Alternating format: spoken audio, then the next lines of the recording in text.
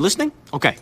Basically, there's this guy named William that moved from England to a town called Oregon with his wife and 3 kids. That meets this guy named Henry. And the two of them form a friendship and start a family diner and pizzeria called Fredbear's Family Diner. Now the money is tight, so to save on cash, they come up with these animatronic mascots that can be cranked up into work as suits. Seems pretty smart, right? Right, dummy! See, if the spring locks get loose on these suits, they turn back to animatronics and crush the person in them. Anyway, getting ahead of myself here. Basically, this William guy's bad news. See, one day, Henry's dad at Charlie, he's having a birthday party at the diner. The other kids are mean though, and they lock her outside. What does William do when he sees this? A freaking drags her into the alley and kills her. That's what he does. Now, Henry built this safety puppet to watch over his diner, but the puppet was stuck inside a box when this was happening. When the puppet gets out, goes out to try and protect her, but it's raining, so the freaking animatronic breaks down too. So what happens is that Charlie's spirit actually inhabits the animatronic puppet. And buddy, that is just the tip of the iceberg. See, William's older son is a real face to his human son, Even. On Evan's birthday in 1983, go to the diner, and Henry actually shoves Even into Fredbear's mouth. Freaking crazy, right? So the spring locks fail and Fredbear chomps Evan's head, putting him into a command and killing him a few weeks later. This here's the breaking point for William. The guy starts putting on a spring bunny animatronic sword and using it to lure kids into the back room. Once he gets them back there and freaking kills them. He does this 5 times before getting caught. Thing is though, nobody can find the body, so William gets let off the hook. As it turns out, Hands and Buddy's inside the animatronics. Not Charlie, since his spirit is inside the puppet. She starts putting the kids' spirits into the animatronics they were stuffed in. So right now, the puppet, Chica the chicken, Bunny the bunny, Freddy Fazbear, Folks the Parade, and Underskull and Freddy Fazbear, and original Fredbear all have the ghosts of children in them. After this missing children incident, William gets fired from his own company. That doesn't stop him though. His new soul company, Afton Robotics, to work for the sister company called Circus Baby's Pizza World. There, William starts making these robots that are designed to kill kids. Crazy, right? Well, as it turns out, William figured out how to be immortal. See, when kids die, they produce this material called remnant. You can basically use this remnant stuff to keep your soul inside of something. William figures this out after killing those first 5 kids, so now he starts trying to use it for his own good. Problem is, even though his youngest son is dead and his older son has moved out, William still has his daughter Elizabeth with him. William makes this really cool animatronic called Circus Baby who can dance, sing, make us scream, and do a whole bunch of other cool stuff. But his daughter Elizabeth gets too close to Baby, and her chip capturing mechanism activates. So now 2 of William's 3 kids are dead by his own hand. William pretty much loses it here.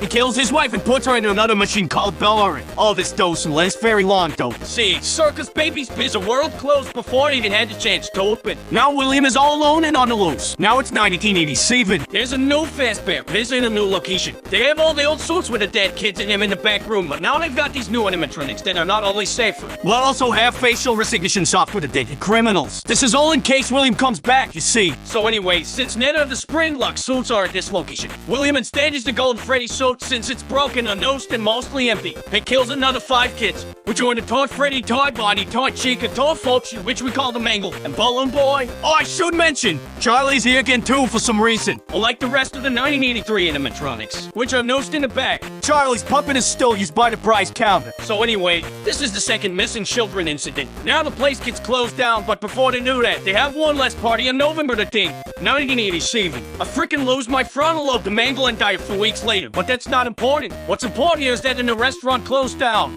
So now it's sometime after 1987. William somehow gets a message out to his son Mitchell that his sister and mom are trapped inside some animatronics at the now closed down Circus Baby's Pizza World, and that he needs to set them free, since the whole building is automated. They think that he's an employee. So Mitchell works at the building for a week while the building is attempting to rip it all. He gets tricked by the animatronics and are getting scooped. See, what happens is that, during the week, all the robots in the facility tear themselves apart and reform themselves into a dead mass called Inner. And it brings Mitchell to the scope where he gets injected with remnant. Then his organs get scoped out and introduce him as a skin suit to escape the facility. After the robots escape and Mitchell is reanimated as a walking corpse, he goes to find his father and then all the suffering. The first place he tries is the new Freddy Fazbear Pizza that opens in 1993. This reopening is the original location of Fredbear's Family Diner, and brings the original cast of Freddy, Fox, Chica, and Bonnie.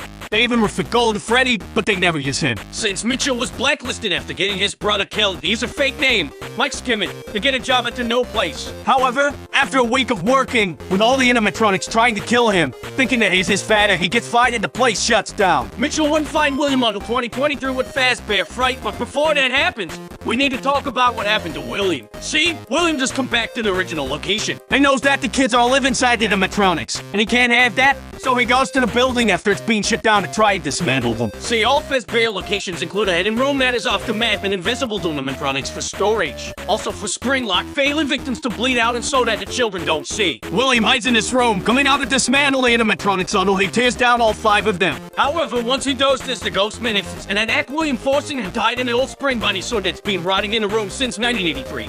And puts it on and lets it down, but the spring locks fail and he gets crushed. Since William has been injecting himself with Remand for years, and come back to life after getting crushed inside his sword, doesn't have any will of his own, being locked in the room until 2023. In 2023, an amusement park opens up a scary attraction called Fazbear Fright, which was a bunch of old Fazbear artifacts from the old locations. As a horror attraction, they find this old spring bunny sword in a hidden room and transport him to Fazbear Fright, where Michael is working. This is the moment he's been waiting for. After a week of working at the location, Michael used the folder wearing in the building as an extra to set fire to it, killing William once and for all and freeing the remaining trapped souls, who have also been haunting Michael for the week he was working there. Or so he thought. As it turns out, William survives the fire, rebuilds the parts of him that were destroyed with the leftover parts in the building, and escapes to kill some more. Now we have the puppet and William all off on their own in the whip. And it gets tired of Elizabeth controlling them, so they kick Elizabeth out. And she rebuilds herself as a new version of Baby. Now call it Scrap Baby. And then dons a new mask and calls themselves Molten Freddy, who also happens to have the spirits of the 5 children from the toy animatronics in it now. This is where Henry steps in. Once Henry learns of the suffering that has been happening, he develops a plan to bring all the animatronics back to one place so he can destroy and free them all, and creates an animatronic called Lefty, which used to capture his data. When Michael finds out about all this, he goes to the new fake misery and brings all of the animatronics back together. Once they are all there, Henry locks the building and burns it all down with himself, and Michael's still in it, freeing the remaining souls of Elizabeth, Charlie, William's wife, and the remaining children inside of Molten Freddy. After this, William's soul is sent to hell, where the souls of the children he daughter get to daughter him for all eternity. Or so they think.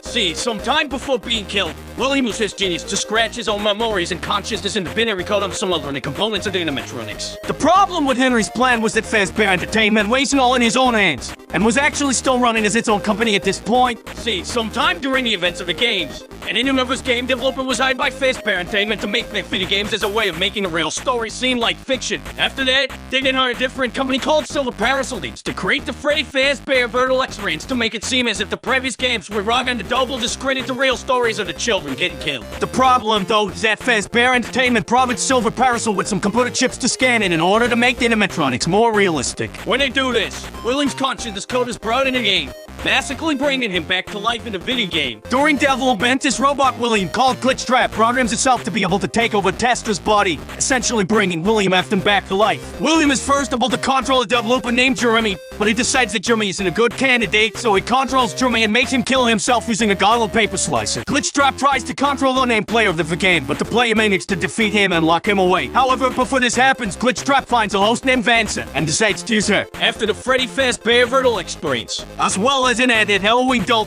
Fazbear Entertainment and commissioned the creation of a gin mall called the Fazbear Megapixelplex. During the time that the Megapixelplex was running, multiple animatronics were switched around and the tragedy started again. But before we go into the events that transpired there, we have to talk more about Vanessa and another individual known as Patent 46. Patent 46 to be a tech-savvy genius, but is also at the same time a chill. And how they are treated and referred to by the various topics that we hear their sessions from? Well, it's clear that Patent 46 and Vanessa to different people. It is unknown for certain who Patent 46 is. What is known is that Patent 46 spends a lot of time at the Pizaplex before the events of Security Breach and helps reprogram the system, and believing that they are working with Vanny. Vance's alter go while under the control of William. What else is known is that Patent 46 lied about whatever happened to their family. The 6-in tape reveals that they actually had a great children. Vance is known also to have had a terrible father named Bill according to tape 3. Apparently Vance's dad forced her to lie during a custody hearing between him and her mother, leading to her mother doing something afterwards, likely committing suicide. Anyway, the events preceding Security Breach include at least 9 more missing people, likely all children, as well as multiple missing therapists who were likely killed by Vanny. At some point, Bonnie the Bunny is replaced by a new animatronic named Montgomery Gator. This happens following a night where Bonnie went down to Monty's golf course and then was unseen afterwards. Many speculate that Monty may have killed Bonnie or dismantled him in order to make his way into the main cast, but we do not know for sure. What we do know, however, is that Monty took over Bonnie's role in the main cast. Rook and Wolf, another new animatronic, also took over Folk's role, but there's no given explanation for this.